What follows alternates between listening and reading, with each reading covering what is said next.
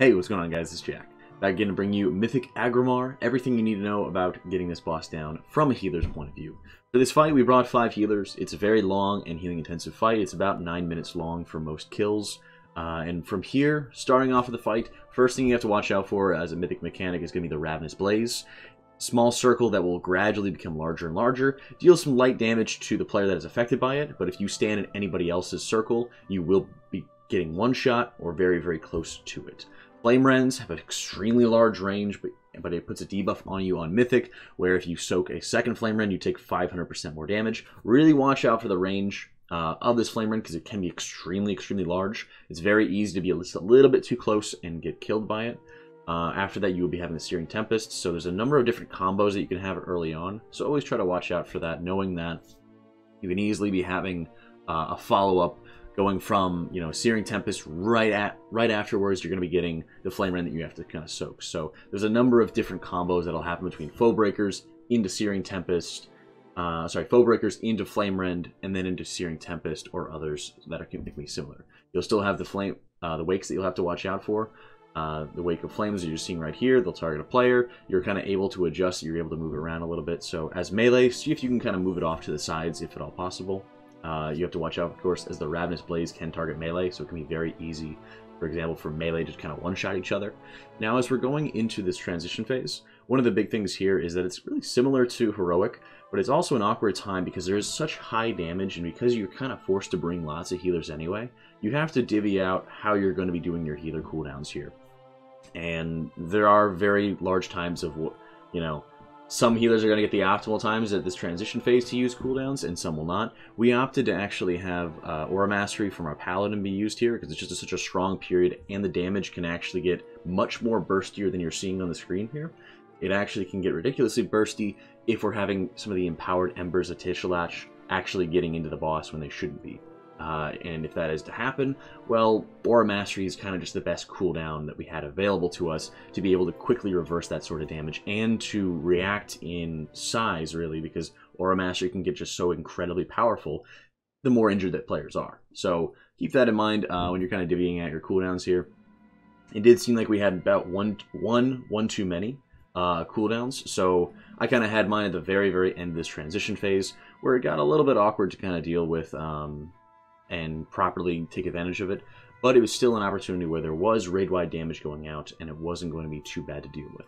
One of the things you're going to see is that any of the flares that can be popping up, the pools underneath the players, if any of the ads are actually getting targeted or actually get hit by the flares or by the Searing Tempest, as you're seeing right here, those ads will actually become empowered and start gunning it to get to the boss. It's very, very important to take advantage of any sort of dispels, either purges or mass dispel, in order to slow these ads down. I would recommend, especially if you're having 5 healers in the fight, try not to make the priest do it, because the fight is extremely mana intensive. If you have a Shadow Priest that's able to precast a mass dispel, awesome. If not, try to work off, like, say, Shamans or Shadow Priest for a single dispel, if there's only going to be like 1 or 2.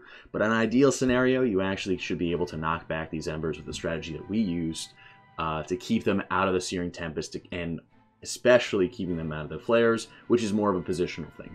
Oddly enough, I did not seem to actually get flares all but maybe 1 time over the course of progression, and it might have just been that I was one of the only viable options nearby. I know that it will not target, for example, Mistweaver Monks and Holy Paladins, but for some reason it didn't target me as a Holy Priest, which was very, very weird. So it's kind of something to keep in mind. It might just be a priority system that we kind of found, but I never found a perfect answer as to why that actually happened there. And we're nearing the second transition here, and at this point a lot of it is going to be on ad control. If you're playing a Priest, you must be taking Shining Force. It's ridiculously effective in actually getting these ads knocked back. It's actually the best knockback that can be used in this fight, and knocks them back the farthest. So oftentimes what we had is that I would be casting my Shining Force on top of our off-tank, which was Sistara. He would be in a position, he would place himself in the position for Shining Force to be used, and I would cast it on him, and we would knock back all those ads during a lot of the Searing Tempest that would be going out. It was a large enough knockback that we were able to buy a lot of time in order to get them out of the range, not have them be hit by Searing Tempest, and then I was able to make sure that those ads would not be empowered, and we wouldn't waste, for example, our Shadow Priest's time or mana having to dispel those ads. And even if you dispel them almost instantly, they still take off at extremely quick rate. Now right here, we're getting ready for our transition at around 40%. And as you were seeing with the ads, we took it upon ourselves to still damage the ads, still let those ads take damage, and still have dots running on them at all times. We saw other strategies that had, for example, Mass Entangle on all those ads at once. But we found a lot of times there would be very simple wipes just to, oh, I'm sorry, I accidentally, you know, dotted them, or I accidentally did this, or accidentally did that. That it wasn't quite worth our while to really worry about here. Now this is the second transition phase here. You will be having the Wake of Flames coming out from the boss at the same time that you're still dealing with meteors here. And again, not an ideal scenario, for example, to be taking advantage of a Divine Hymn. So that's why we made sure that it stayed with Aura Mastery. And as you're seeing in the top right, we're seeing our Angry Assignments, where it's stating, you know, the different CDs that we're kind of divvying up here and how we want to make sure that we're having, for example, AG, Spirit Link Totem, things like that to take advantage of first. And then mixing in, for example, my Divine Hymn a little bit later on there.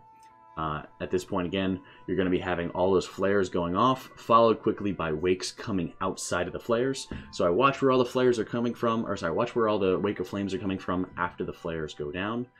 Casting my Divine Hymn, and now moving out of position with my Ravenous. Again, positioning is such a huge factor in this fight. You know, watching out for other people, looking out for people that are behind you. It's so easy for this fight to just lose one or two people and just really put a huge damper on everything else that's going on. And really, you lose too many people, so you're not able to deal with the ads. You're losing important players that are getting that are taking care of knockbacks, or you just don't have enough damage to really finish out the fight. Because as we're entering this last phase here, we're still trying to drag in these ads periodically. We're still mixing in Mind Bombs, Hunter Slows, everything really under the sun. We had one of the Warlocks using the ring so that it would be extremely slow. All these things kind of come into play to make sure the ads are getting as slowed down as possible. We're baiting out the flares, as you're seeing right there, making sure that none of them are going to be touching any of the embers, because again, these flares will spawn smaller embers. We have to make sure that we're getting them all together, dealing with all those embers, and keeping them all knocked back. So again, you're seeing our off tank there, getting everything grouped up together, and then we're able to drop all kinds of stuns, slows, and knockbacks to make sure that those ads are not going to be in position here. So a lot of it will be on ad control, a lot of it will be on rotating through different CCs that you can take advantage of. At this point, you're seeing we're tanking the boss, and we're just kiting the boss all the way around the room so that we can buy ourselves just a little bit more time, as well as still looking at ads that have high energy, getting rid of those ads before they become, you know, too powerful, or they just kind of time out. Some of them naturally will time out, and that's something you kind of have to watch out for, you kind of have to expect.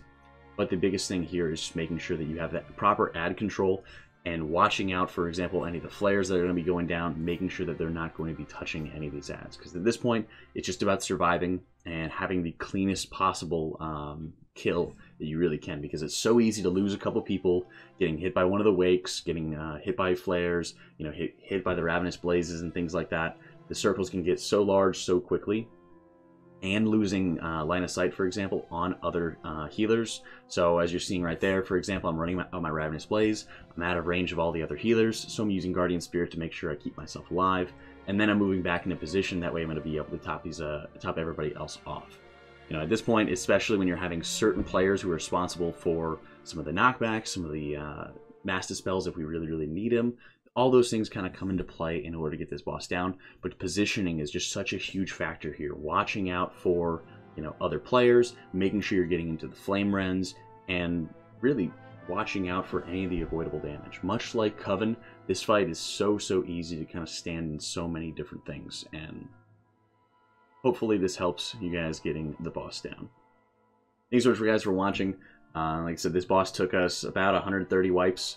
It was definitely the hardest boss we've had to date. And as a healer perspective, a lot of it kind of comes down to watching out for the most avoidable damage possible and working with the other healers for the best CD orders. If you want to check out our logs or check out some of my links to any of my add-ons or weak auras or things like that, they'll all be linked in the description below, as well as a link to my live stream if you want to check that out. We'll be streaming all of our Argus progression, and always will be streaming every single day of the week, so be sure to check it out. Thank you all for watching. Hope you all have found it helpful. I'll catch y'all next time.